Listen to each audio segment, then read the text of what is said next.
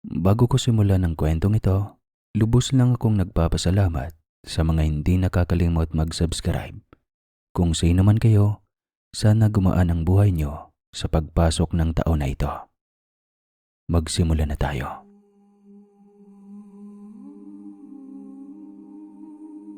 Taong 2002, sa baryo na sakop ng Guimaras. Hindi ko inaasahan na sa ganitong paraan ko pa pala madidiscover na niloloko ako ng girlfriend ko noon. Binabalaan ko na kayo sa mga nakikinig ngayon na nakakatakot ang kwento na ito. Pero mas nakakatakot ang katotohanan na buong buhay ko na pala itong dinadala.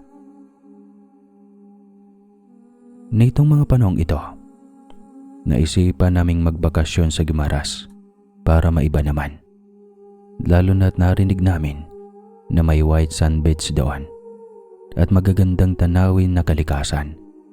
Ito na rin ang bago naming libangan kapag wala kaming masyadong ginagawa sa trabaho. Oo, may sapat naman kaming ipon nun para makapunta sa ibang lugar.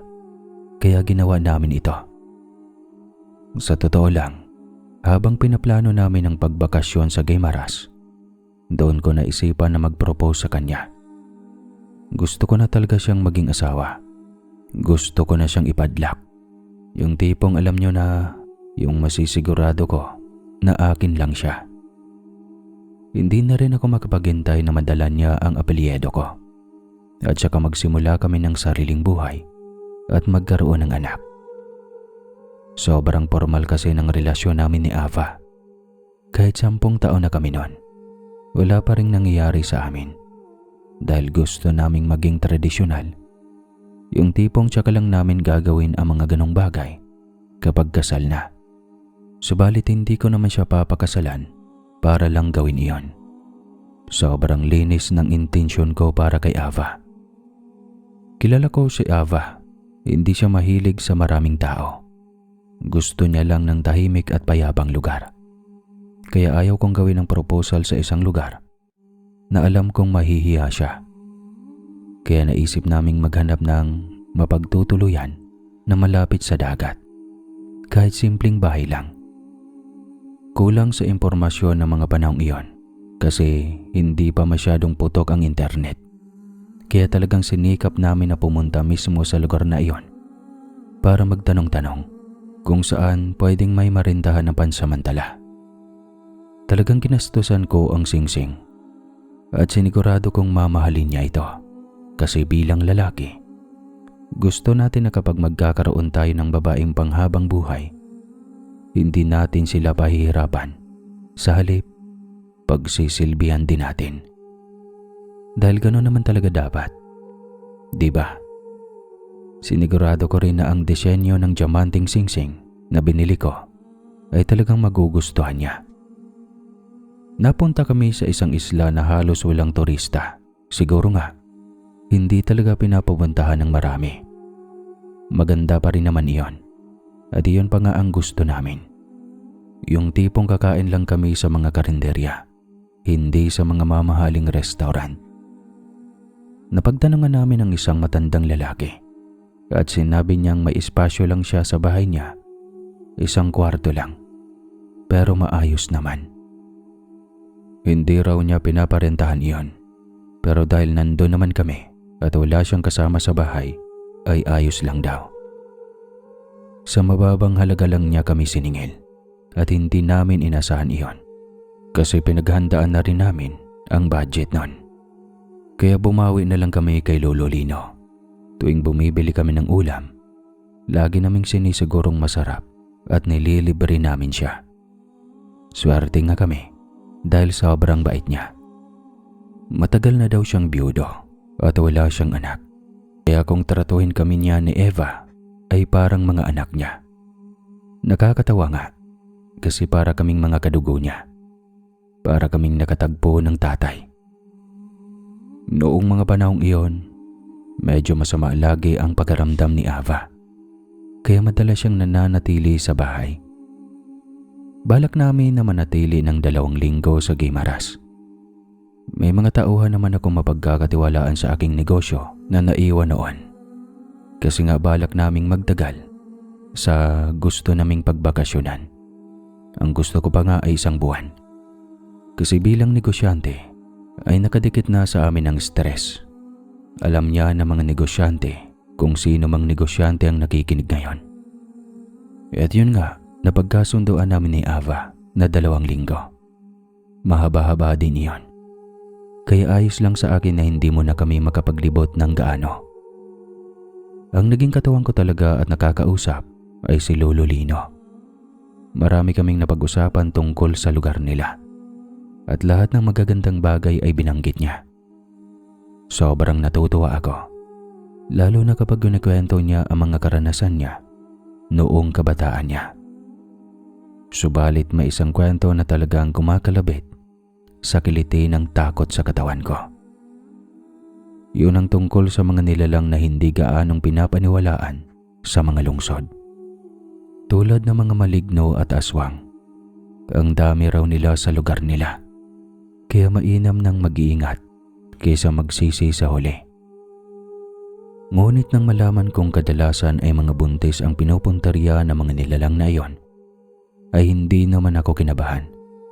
Kasi, bakit naman mabubuntis ang nobya ko, di ba? Hindi ko naman siya ginagalaw. Ibig sabihin ay safe kami. Lalo na ang jowa ko. Nako Marco, hindi mo naman sigurado kung nabubuntis na ang nobya mo. Lagi kayong magkasama at hindi natin alam. Alam mo naman kung gaano kalakas ang pang-amoy ng mga nilalang ngayon. Kaya nga sinasabi ko sa'yo, huwag kayong lumabas ng gabi. Delikado iyon. Matanda na ako Marco. Hindi na kita kayang maipagtanggol kung sakali. Sana'y kasing tikas mo pa ako noong kabataan ko. Kahit 5 aswang pa yon, babagsak sila sa akin. Sa lakas ko pa naman noon, marunong akong manadyak at manuntok. Ay nako, kung alam mo lang kung gaano ako kagaling makipaglaban noon sa mga aswang. Pero sa mga taong nang aapi sa akin, mahabang usapan. Lo, masyado pong personal kung sasagutin ko kung bakit hindi pa nabubuntis si Ava. Pero hinihintay namin na ikasal kami bago namin pag-isipan ang mga ganong bagay. Sa paglabas naman po sa gabilo, ayun nga po, ang gusto niya mahilig siyang maglibot, lalo na sa mga gilid ng dagat. Medyo masama lang po ang pakiramdam niya ngayon, kaya mukhang walang gana, panay tulog. Pero kapag maayos na siya, sigurado akong lalabas-labas na rin siya. Sa hula ko nga pulo, baka malapit na ring dumating ang buwan ng dalaw niya. Ay sus, hindi naman nanlilihim ang mga ganitong bagay. Matanda na ako at marami na akong karanasan sa ganito. Marami na rin akong nasaksihan. Alam ko na kung paano tumingin ang isang buntis. Sa dami ng batang nagsalakihan dito at kasipag magbuntis, alam ko na iyon. Marami na akong nasubaybayan na nanganak at nagdadalang tao dito. Ay nako, pakaramdam ko, may laman na ang tiyan ng nobya mo. Kaya nga kita pinag-iingat. Hindi mo naman maitatago sa akin. Magaling naman tayong mga lalaki. At base sa balakang niya at sa malamlam niyang mata, alam ko na buntis na siya. Umigting ang tenga ko nung marinig ko ang sinabi ni Lolo Lino. Para bang gumaan ang pakaramdam ko dahil sa kaba. Lolo, wala pa po kasing nangyayari sa amin ni Avay. Baka po nanabalang at malamlam talaga ang mata niya dahil masama ang pakiramdam niya. Hindi kasi siya sanay na magbiyahe na maalon eh. Pwede po bang wag muna natin pag-usapan ng tungkol sa pagbubuntis? Ayaw ko po kasi mag-isip ng masama tungkol sa kanya, Lo. At ayaw ko rin pong isipin na niloloko niya ako. Sa totoo lang, balak ko na nga po siyang yayain na magpakasal. Dito ko po mismo sa lugar ninyo balak gawin iyon. Dala-dala ka na rin po ang singsing. Hinihintay ko na lang talaga ang tamang panahon para maihanda ang perpektong araw. yung luluhod ako sa harapan niya at aanyayahan siyang maging kasama ko habang buhay.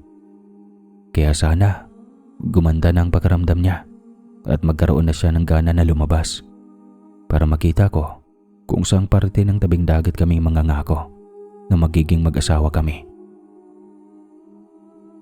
Marco, kahit hindi mo ako tunay na kadugo at kahit maging bahagi lang kayo ng mga alaala ko sa buhay, may pakialam ako sa iyo, iho.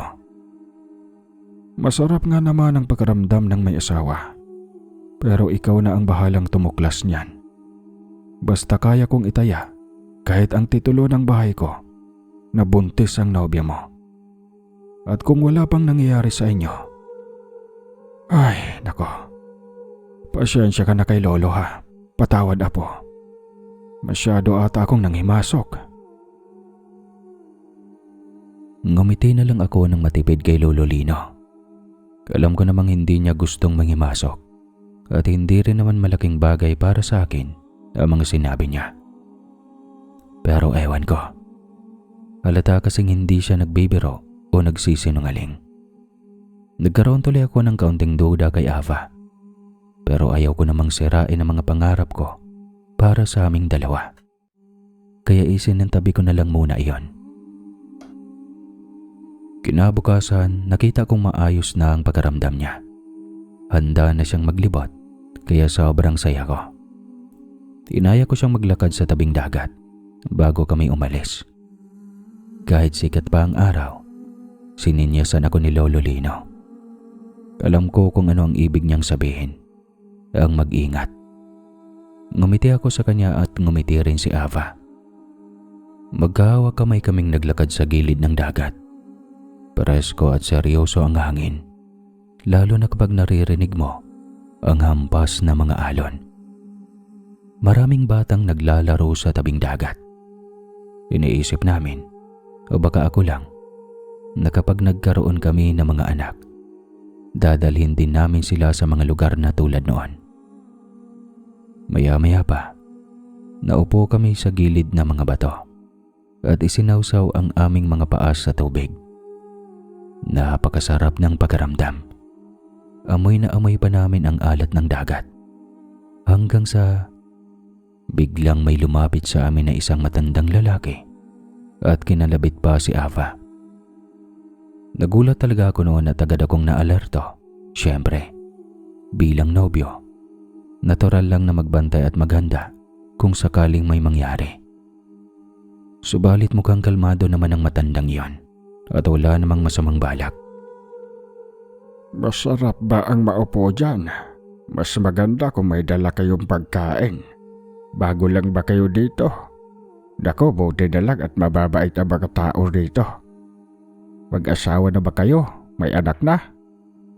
Ay, opo lolo. Dito na rin po kami kakain mamaya. Magnobyo at nobya pa lang po kami. Nagpaplano pa lang na magkaroon ng anak. Ganun ba? Punta kayo rito mamayang gabi ha. Hihintayin ko kayo. Maipapakita ako sa inyong maganda. May mga nahuhuli kaming isda tuwing gabi. Magaganda ang itsura at makukulay. Pero mabilis ding nawawala dahil agad naming naibebenta sa palengke. Gusto kong makita ninyo ang mga isdang iyon. Hihintayin ko kayo mamaya ha. Sige, mauuna na ako. Alis na ako. Igat kayong dalawa. Natuwa naman ako sa inasal ng matandang iyon. Kitang-kita ko rin sa mukha ni Ava na gusto talaga niyang makita ang mga isda na sinasabi ng matanda. Kaya sinabi ko sa kanya na pagkatapos naming maghapunan, babalik kami sa tabing dagat para maghintay sa mata ng laot. Hindi na namin iyon binanggit kay Lolo Lino kasi baka hindi na naman kami payagan at mapagsabihan na naman akong mag-ingat. Kitang-kita talaga sa mga mata ni Ava na sabik siyang makita ang mga isdang binanggit ng matandang lalaki. Kinagabihan nga, hindi pa kami kumakain nang magdesisyon kaming lumabas ni Ava.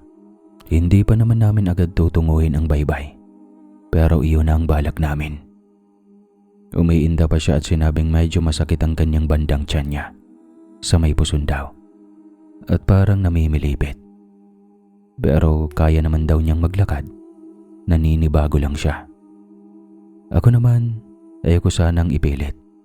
Pero si Ava talagang may gusto na lumabas kami. Kaya nagpatuloy pa rin kami sa paglalakad. Hindi ka ba nagkakaroon ng buwan ng dalaw ngayon? Baka dalaw na naman yan. Huwag mo na tayong masyadong lumayo para kung sakaling may tumaga sa shorts mo, makapagpalit ka kaagad. Medyo marami pa kasing tao sa labas kahit gabi na. Hindi pa ako nagkakaroon ngayong buwan, Marco. Pero pagkaramdam ko malapit na. Kaya siguro ganito ang nararamdaman ko. Ayoko namang sirain ang mga araw natin dito. Ilang araw din akong hindi lumalabas. Kaya pagbigyan mo na ako ngayong gabi. Gusto ko ring makita yung isdang sinasabi ng mama kanina.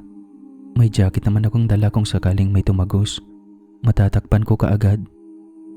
Basta sigurado ka. Ano bang nararamdaman mo ngayon? Kaya mo na ba talaga? Parang may hangin na umiikot sa tiyan ko. Yung pagkaramdam na parang may gumagalaw sa loob. Hindi ko maipaliwanag. Masakit. Lalo na ang puson ko sa tagiliran. Medyo masakit siya. Parang may matulis na bagay na kumakayod sa loob ko.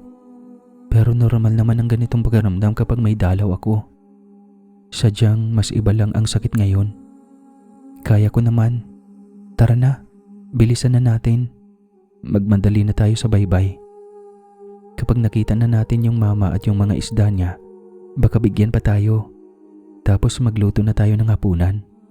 Gusto ko din talaga ng isda. Inahanap-hanap ng panlasa ko. Sige, tara. Basta magsabi ka sa akin kung hindi mo na kaya. Uuwi na agad tayo. Kahit naglalakad kami noon, magkahawak kamay pa rin kami. Alam kong may iniinda talaga si Ava dahil sobrang hirap ang lakad niya. Parang pinipilit lang niya ang sarili niya. Madilim na talaga nang makarating kami sa baybay. Sobrang lamig ng hangin at napakatahimik ng paligid. Hindi mo aakalain na may darating pang tao roon kung meron man. Pero mas posible pang ibang nilalang. Iba ang presyensya ng hangin, pati ang paghampas ng mga alon. Pero dahil gusto talagang kumain ng isda ni Ava at wala naman kaming ibang pagbibilhan, hinabaan ko na lang ang pasyensya ko at inakap siya habang naghihintay kami. Marami kaming napagkwentuhan kung ano-ano, kaya hindi namin namalayan ang mabilis na paglipas ng oras. Hindi namin alam kung anong eksaktong oras na noon. Pero bigla kaming nakarinig ng huni ng isang ibon. Hindi ito pamilyar, pero sigurado akong pareho namin itong narinig sa mismong sandali at lugar na iyon. Tunog iyon ng tiktik. Hindi pa ako masyadong maalam sa mga aswang noon, kaya hindi kami kaagad nagsuspecha. Ngunit kakaiba ang tunog, malayo, pero parang ibinubulong mismo sa aming mga tenga. Na para bang idinidiin sa aming mga isipan na may kung anong nagmamasid sa paligid. Sabay kaming napalinga. Pilit hinahanap kung saan nagmumula ang huni na iyon. Pero hindi talaga namin matukoy. Pagkaramdam namin, malayo ito. Pero parang naroon lang sa tabi. Hanggang sa nagdesisyon na akong umuwi na kami. Umuwi na lang tayo, Ava. Kinakabahan ako sa ibong yon. Pagkaramdam ko may mali. Uwi na tayo. Pagpabukas mo na lang yung gusto mong kainin pagdating natin.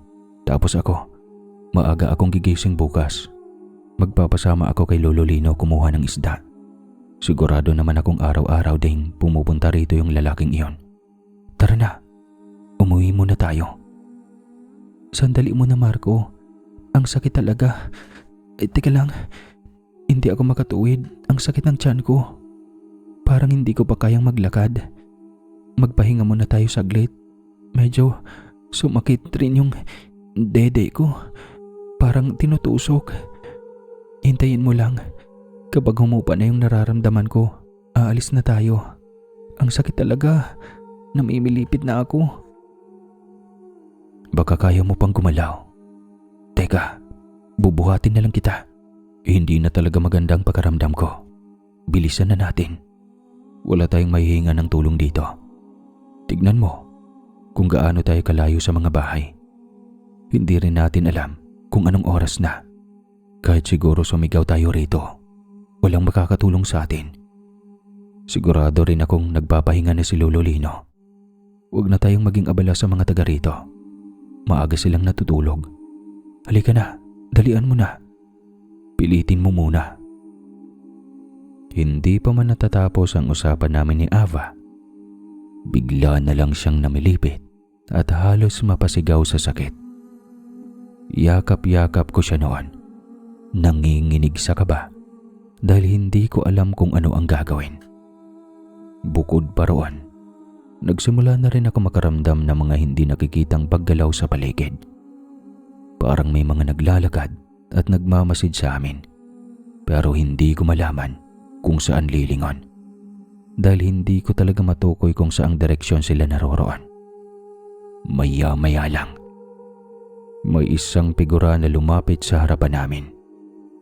Hindi ko mataya kung anong klaseng hayop iyon. Noong una, inakala kong baboy. Pero hindi. Parang naging isang dambuhalang aso ito.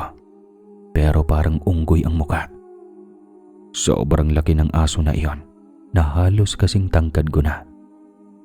Sa halip na tumatahol ay umaangil lang ito na para bang galit na galit. Hindi ko pa gaanong maaninag ang mukha niya noon kasi hindi pa siya ganong lumalapit. Sa tabi ng dagat, maliwanag naman dahil sa refleksyon ng kalahating buwan. Pero kitang-kita ko ang mga mata niya na para bang nagliliwanag sa dilim. Kulay pula, minsan ay kulay dilaw. Gustuhin ko mang tumakbo at kalagkarin si Aba palayo, ay hindi ko magawa. Hindi ligtas ang gumawa ng kahit anong hindi siguradong hakbang. Lalo na't hindi namin alam kung anong klaseng nilalang ang kaharap namin. Napapalood si Aba sa sakit at habang ginagawa niya iyon, lalo namang naging agresibo ang nilalang. Naririnig ko siyang umaangil. Sobrang nakakatakot. Parang nagbabanta na hindi mo maunawaan. Pero mabigat at nakakaubos ng lakas. Para kang kakainin ng buhay. Yung tunog niya, parang nagmumula sa impyerno. Para bang ganito.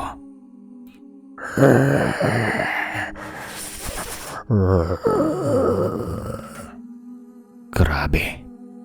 Sobrang nakakatakot ang nilalabas na tunog ng nilalang na iyon. Parang iniingay kami ng nilalang sa presensya nito. At nang makarating sa amin ang unang ungol, ramdam ko na kaagad ang lamig ng takot na kumakapit sa buto ko. Hindi ko maipaliwanag ang galaw ng tiktik. Hindi na siya aso. Para na siyang tao na may balahibo. Sobrang haba ng kamay at pati paa. Sa maniwala man kayo sa hindi, parang hindi siya kumakain ng isang taon. Ganoon siya kapayat. Ang bilis niya, parang ang bilis ng hangin mismo. Parang bawat hakbang niya ay tumutunog sa isip ko. At bawat hampas ng buntot o paa niya ay parang kalabog sa buhangin. Nakaramdam ako ng pangamba sa bawat kilos niya. Parang sinusubukan niyang hulihin ang bawat galaw namin. Hindi ko alam kung saan kami lulugar. Pero alam kong kailangan kong ilayo si Ava. Huwag kang huminga ng malakas. Kailangan tahimik tayo. Bulong ko sa kanya. Ngunit hindi ko na kayang itago ang kaba sa aking boses. Para bang naririnig ng tiktik ang lahat. Sa dilim, nakita kong lumapit siya. Unti-unting nagpapakita ng mabibigat na galaw. Ang bawat hakbang niya ay may kasamang halimuyak ng kamatayan.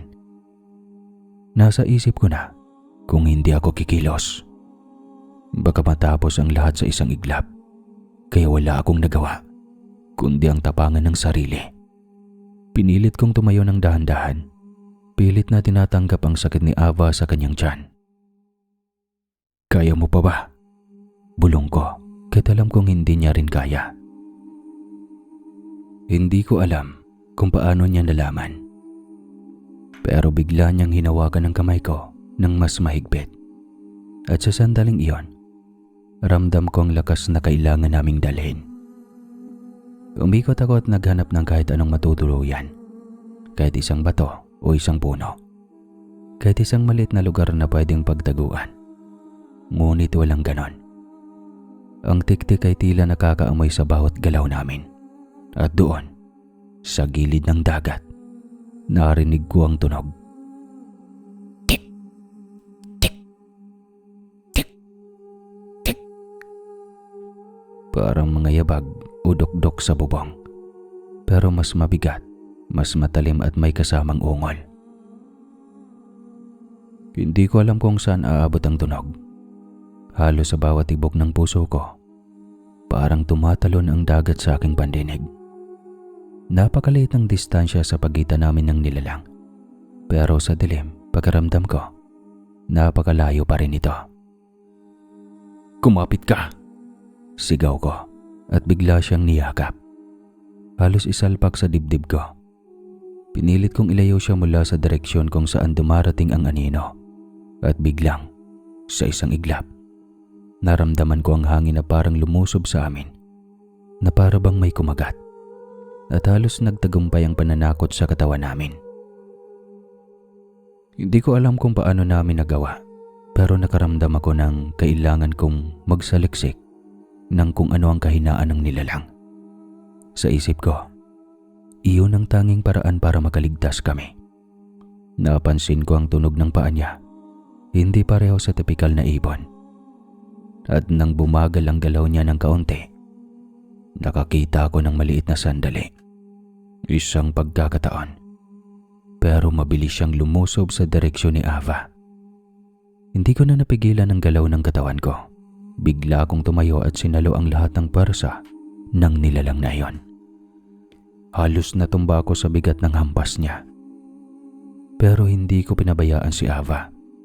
Ang lahat ng lakas ko, bawat hibla ng katawan ko ay nakatuon sa proteksyon niya. Nakita ko ang isang matibay na sanga sa tabi. Kaya kinuha ko ito. Pinukol ko sa nilalang. At kahit bahagyang tama lang, napabagal ang galaw niya.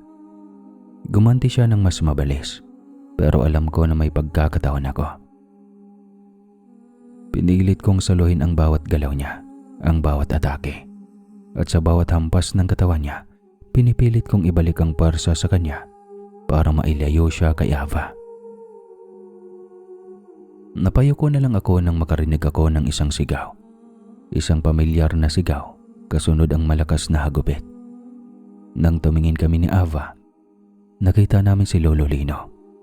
May dala siyang lampara at may hawak na parang latigo. At yun pala ay buntot ng pagi. Agad naming ibinaling ang aming atensyon sa aswang. Kitang-kita ang matinding takot sa nilalang. Parang bigla siyang kinalabutan nang makita si Lolo Lino. Hindi na nito alam kung saan tatakbo. Para siyang nataranta dahil mabilis na sumusugod ang matanda upang habulin siya. Isang malakas na hagupit ang muling umaalingaw-ngaw. Sumisigaw ang nilalang ng nakakakilabot bago tumakbo ng marahas papalayo. Samantalang si Lolo Lino ay agad na lumapit sa amin. Halatang nag-aalala.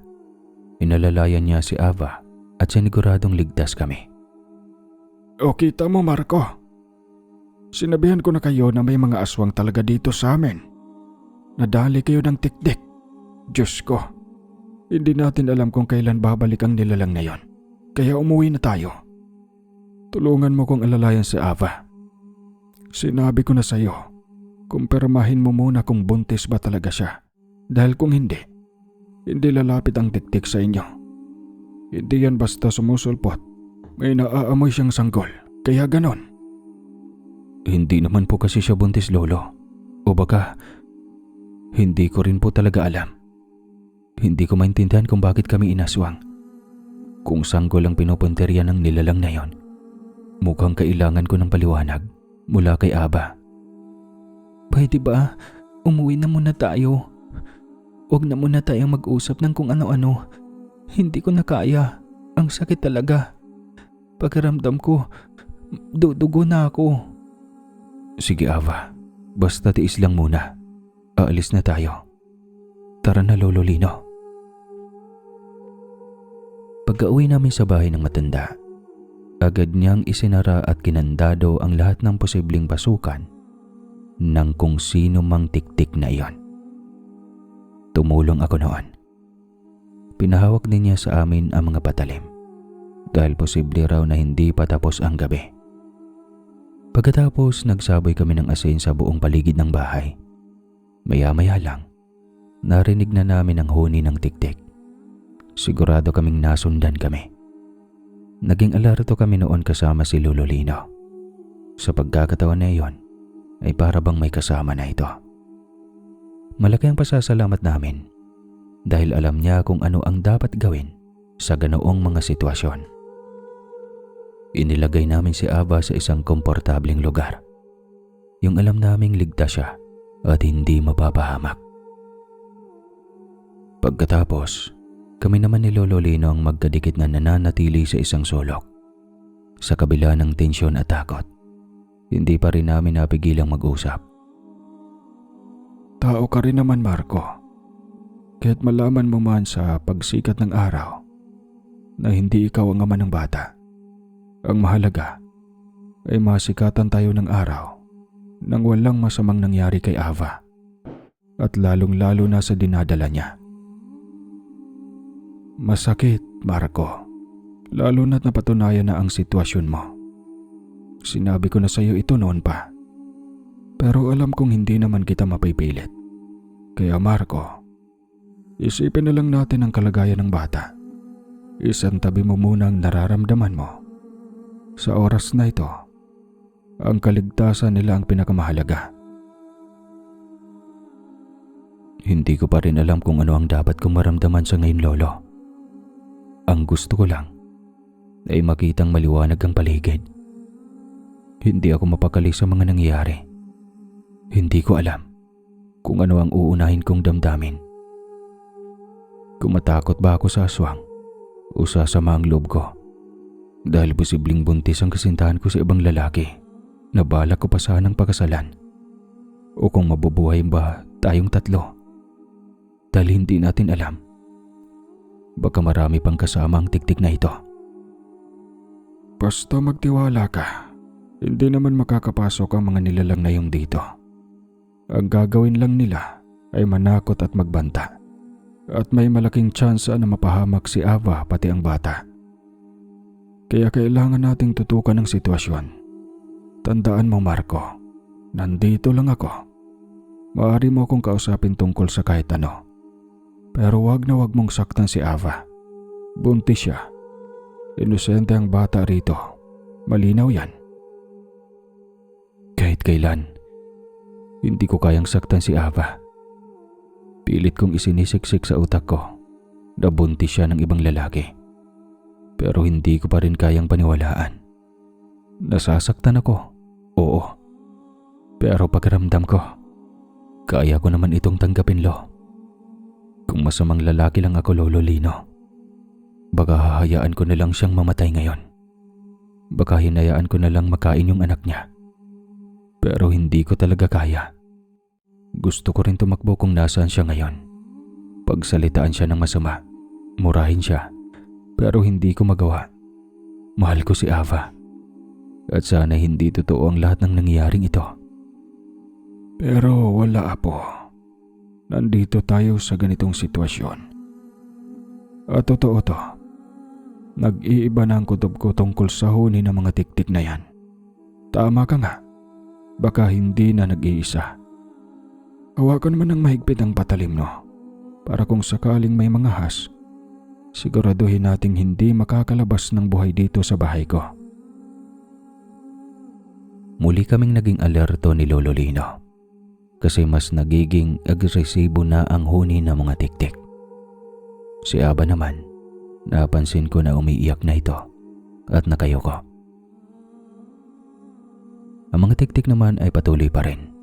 Sunod-sunod na ito at talagang nakakarindi na nakakatakot. Maya-maya lang, nakarinig na kami ng mga naglalakad sa labas. Natatapakan ang mga tuyong dahon, kaya agad naming naisip na may tao. Tinitignan naming mabuti ang mga pinto at bintana na sewang. Para sakaling may gumalaw, ibig sabihin ay may sumusubok pumasok. Mabuti na lang at wala. Si Aba naman, sigaw ng sigaw na nun at namimilipit na sa sakit. Sabi ni Lolo Lino, normal lang iyon na maramdaman dahil may mga aswang sa paligid. Ginagamitan daw kasi ito ng mahika o kung sa mga Kabisayaan pa ay gihangad daw. Hanggat hindi naman siya dinudugo at wala namang nakikitang aswang na malapit sa kanya, wala daw dapat na problemahin. Unti-unti nag-iba yung pagkaramdam ko. Parang nawawala na ako ng awa kay Ava. Parang gusto ko na lang umupo sa isang tabi at magpalipas ng oras. At ang masaklap na mga oras na yon, parang nawalan ako ng kontrol. Gusto kong lumabas para ako na mismo ang makipaglaban sa mga aswang. Yung tipong wala na akong pakialam kahit mamatay man ako. Yung pakiramdam na ayaw ko nang makisama sa pagiging alerto ni Lolo Lino kasi wala naman na akong pakialam pa. Ngunit pinipilit ko pa rin hindi ganong klase ng tao. Pinipilit ko pa rin ang sarili ko na magkaroon ng kahit kaunting awa para kay Ava at para sa bata na lang. Hindi pa naman kumpirmado ng sariling bibig ng nobya ko. Subalit mas naniniwala na ako noon sa matanda at sana pala'y nakinig ako sa kanya. Naririnig ko si Lolo Lino na panay ang mura habang nililibot niya ang buong bahay. Epektibo daw iyon para tabuyin ang aswang. Ako naman, nanlalanta na. Sunod lang ako ng sunod minsan at hindi makapagsalita. Gusto kong maiyak, gusto kong magalit, gusto kong magwala. Paminsan-minsan nagtatama ang mga mata namin ni Ava. Alam kong inaamin niya iyon sa akin sa pagtingin pa lang. Mukhang nagpapaawa siya. Lumipas ang ilang sandali at nakarinig na kami ng tilaok ng manok. Madaling araw na. Humupa na rin ang kaba at tensyon. Sigurado kaming nagsisiuwian na ang ilan mang mga tiktik na nanggugulo sa amin kanina lang. Hanggang sa unti-unting lumipas sa mga sandali, patuloy pa rin na lumiliwanag ang paligid. Tulala kaming tatlo. Hindi ko alam kung ano ang ibig sabihin ng tulalang iyon. Walang nagsasalita sa amin. Para bang nakakailang na magsalita. Hanggang sa pinagpahinga na ni Lolo si Ava dahil sa malalim niyang naramdaman at naranasan. Sabi niya, paggising daw ng nobya ko, tatawagin niya ang albularyo para ipatingin si Ava at ang bata kung may nakasunod ba. Ako naman, nag-akmang lalabas. Tapos tinawag ako ng nobya ko. Ayaw ko sanang lumapit, pero gusto ko rin naman ng kaliwanagan. Pero may galit na sa puso ko nun. Sino ba kasing hindi magagalit, diba? Sino ang tatay ng batang yan? Inaantay mo pa talaga ang aswang para mapatunayan na niloloko mo na ako. Hindi ko inasa na magagawa mo to sa akin. Pero sana, huwag kang magkwento ng masama tungkol sa akin sa ibang tao ha. Kasi pinagtanggol ko kayo laban sa aswang. Kahit sigurado akong niloloko mo lang ako. Pagkatapos ng konsultasyon namin sa albularyo, umuwi na tayo sa bahay. Ayusin natin ito, Marco. Pasensya na. Hindi ko rin inasahan na mabubuntis ako ng katrabaho ko. Pasensya na. Alam kong nasaktan kita. Pasensya na kung napagkaitan kita ng kapanatagan at kung napinsala kita. Kung hindi mo ako mapapatawad, ayos lang din naman sa akin. Kasalanan ko ito. Mali ko ito. At ayaw kong madamay ka sa responsibilidad na dapat kong akuin. Oo, Ava. Buti alam mo. Ayaw ko rin naman na madamay pa dyan. Hindi itong buhay ang pinapangarap ko para sa ating dalawa. Alam mo yun. Kung paano kita ipinagmayabang sa ibang tao. Pinapahiya pala ako sa pagtalikod ko. Mahirap at masakit man sabihin. Pero kung hindi dahil sa aswang, hindi ko malalaman ang kalokohan mo. Kaya pala, minsan nararamdaman ko na bibigay ka na at pinipilit mo na may mangyari sa atin. Dahil pala dyan. Sana pala nakinig ako. Sana pala hindi ko nakita ang kagandahan sa mga kilos na pinapakita mo. Bakit ko nga ba iisipin na magkakaroon ka lang ng dalawa? Nag-iiba na ang lahat sa'yo. Hindi sumagot si Ava at ayaw ko na rin siyang pilitin na magsalita para hindi na humaba pa ang usapan. Ayaw kong makalimutan na nagdadalang tao siya at baka may masakit na salita pa akong masabi. Natahimik na lang ako sa gilid at nililibang naman ako ni Lolo Lino paminsan-minsan. Naging matindi ang distansya namin sa isa't isa. Nagbago talaga ang tingin ko sa kanya. Noong dumating na ang albularyo kinahaponan, sabi nito, wala naman daw masamang mangyari o wala namang tsansang nasundan si Ava at ang bata o namarkahan kahit aalis kami o sila ng Gimaras. Binigyan siya ng pangontra at tinuruan ng mga paraan kung sakaling maranasan niya ulit ang pang-aaswang. Hinilot pa nga ng albularyo ang nobya ko at sinabing maayos naman daw ang kalagayan ng bata. Sinabihan din siya na kapag bumalik na sa lugar namin ay magpa-check up na.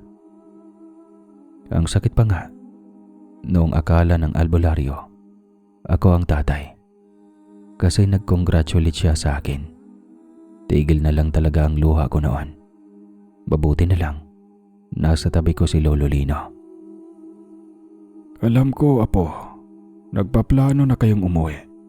Pero lagi mong tatandaan ha, na kung gusto mong bumalik dito, bukas ang bahay ko para sa'yo. Sobrang bait mong bata at mananiniwala ako makakatagpo ka pa ng babaeng magmamahal sa'yo ng totoo at hindi ka lolokohin. Gusto pa kitang makita ulit, Lolo Lino. Pero mag-iipon muna ako ng lakas ng loob at tapang para bumalik sa lugar na ito. Hindi ko nga alam eh. Pero parang mas masakit pa yung malaman kong niloloko ako ng babaeng mahal ko kaysa sa muntika na ako mapatay ng aswang. Parang walang katumbas ang nararamdaman ko, lalo na't nagdadalang tawang nobyang iniingatan at nire-respeto ko sa loob ng mahabang panahon. Pero para sa batang hindi naman sa akin, walang katumbas iyon sa kalmot ng katotohanan kaysa sa kalmot sa akin ng aswang na parang kagat lang ng langgam kung tutuusin. Napayakap sa akin ng matanda at tuluyan talagang tumulo ang luha ko. Niyakap ko siya ng mahigpit. Yung sugat ko na natamo sa pagkikipaglaban sa tiktik, hindi ko na nga iniinda. Mas masakit yung nararamdaman ko sa loob. 2 araw pagkatapos ng pag-uusap namin ni Lolo Lino, nagdesisyon kami ni Aba na umuwi. Hindi ko siya kinikibubuong biyahe. Kahit ilang beses niyang sinubukang kausapin ako. Nang makabalik kami sa lugar namin, hindi nawawala ang lahat sa isip ko. Halos araw-araw akong binabangungot ng mga nangyayari. Yung mukha ng aswang, para bang nakikita ko sa dilim. Basta, napakagulo ng utak ko. Papunta na nga ako sa puntong mababaliw na, lalo na't sabay-sabay pa ang bigat ng lahat. Naghiwalay kami ni Ava. Tinanggap ko na lang ang kapalaran ko. Nabalitaan ko rin na nakikipag-ayos na si Ava sa lalaking nakabuntis sa kanya. Inamin niya na sa kanilang mga pamilya at hindi rin ako makapaniwala na pinadalhan ako ng balita na may petsa na pala silang magpapakasal. Masakit, di ba? Araw-araw akong nagdurusa dati noon sa bangungot dahil sa aswang. At tuwing gising naman ako, hindi ako mapakali dahil sa sobrang bigat ng damdamin ko. Marami akong bagay na hindi matanggap. Mahal ko ang Gimaras, lalo na si Lolo Lino. Pero hanggang ngayon, hindi ko pa rin yata kayang tumapak doon muli sa baryo na yon. Hindi ko rin alam kung buhay pa ba si Lolo Lino. Oo, mahigit 2 dekada na ang nakakaraan Pero sa loob ng 10 taon na pagdurusa ko, tinuto ko lahat sa negosyo. Nilupitan ko pa lalo ang sarili ko hanggang sa nahanap ko rin ang babaeng para sa akin. Sa ngayon ay may 2 kaming anak. Masayang namumuhay at naibibigay ko lahat ng gusto ng asawa at mga anak ko. Sa ngayon ay patuloy pa rin akong nagnenegosyo dito sa lugar namin. At hanggang dito na lang po ang kwentong ito. Naway maging aral ito sa inyo na kahit pipiliin mong magpakasal muna bago dito'y, i-check mo na lang, baka wasak na pala yan at pagsisisihan mo pa sa bandang huli. At hanggang dito na lang po ang kwentong ito. Maraming salamat sa lahat ng nakikinig. Muli po, ako po si Marco ng Bicol.